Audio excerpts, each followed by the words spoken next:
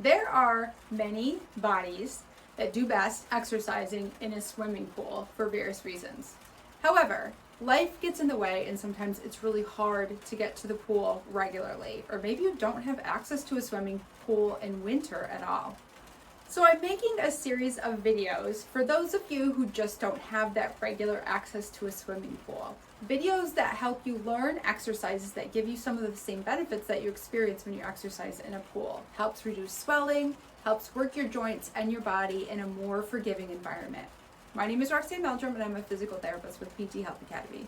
Today's video is going to focus on exercises to help with swelling.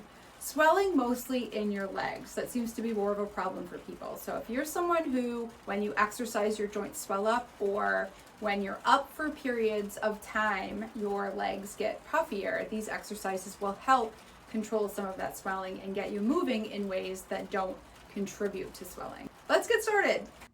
Hopefully you already know the power of elevating your legs to reduce your swelling. And elevating your legs above your heart is always the best way to get that fluid to flow downhill and back into your system. So we're going to exercise in this position to really encourage a return of that flow away from your ankles and your lower legs and knees and back into the rest of your system. We're going to start with ankle pumps.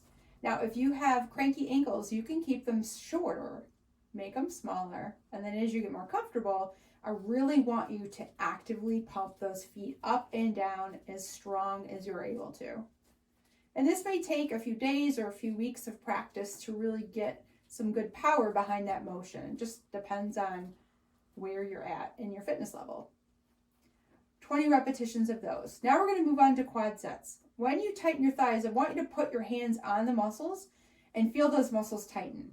When you do these quad sets, your hamstrings and your butt are going to tend to kick in too, and that's okay. I just don't want those to replace what you're trying to get your quads to do. Please don't extend your knees. That's actually really hard on the kneecaps. And I don't want to irritate your knees in the process of trying to get rid of that swelling. So just tighten the muscles. 20 repetitions of those.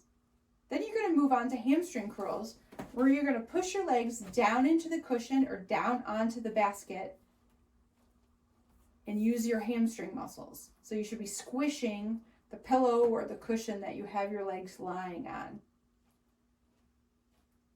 20 repetitions of that one. Now the next set of exercises are glute sets. You're going to squeeze your butt, tightening, and relax. I think they're best done if you put your hands on your bum so you can feel your butt dimple with each squeeze. Again, to make sure that you're squeezing the right muscle and not substituting with your hamstrings or something else. The other thing to caution when you're doing these glute sets is that you ensure good stability through your core. I don't want your back to go along for the ride every time you squeeze your butt. That's going to really irritate your low back after a while. So try to stabilize your core as you squeeze your butt so there's no extra motion going on as you squeeze. 20 repetitions. I like to use an exercise ball for the last exercise in this series. You're going to press the ball, push it up against your legs, you put your hands on the ball, and then you push your hands towards your thighs and squish the ball. And when you do that, you might see or you should feel your abdominal muscles kick in. Now, same thing here. I don't want your back to flatten with every repetition. Don't let your back go along for that ride 20 times, or that may really irritate your low back. Put your back in a good position, stabilize that position as you push, and you'll get your stomach muscles kicking in. And again, working up to 20 repetitions, and if you do the math, you've done 20, 40, 60, 80, 100 repetitions to get your circulation flowing and returning away from your legs. One round of these exercises is probably not enough. I would suggest you at least go through 3 to 5 rounds of these exercises, really doing a lot of good repetitions to help reduce the swelling in your legs.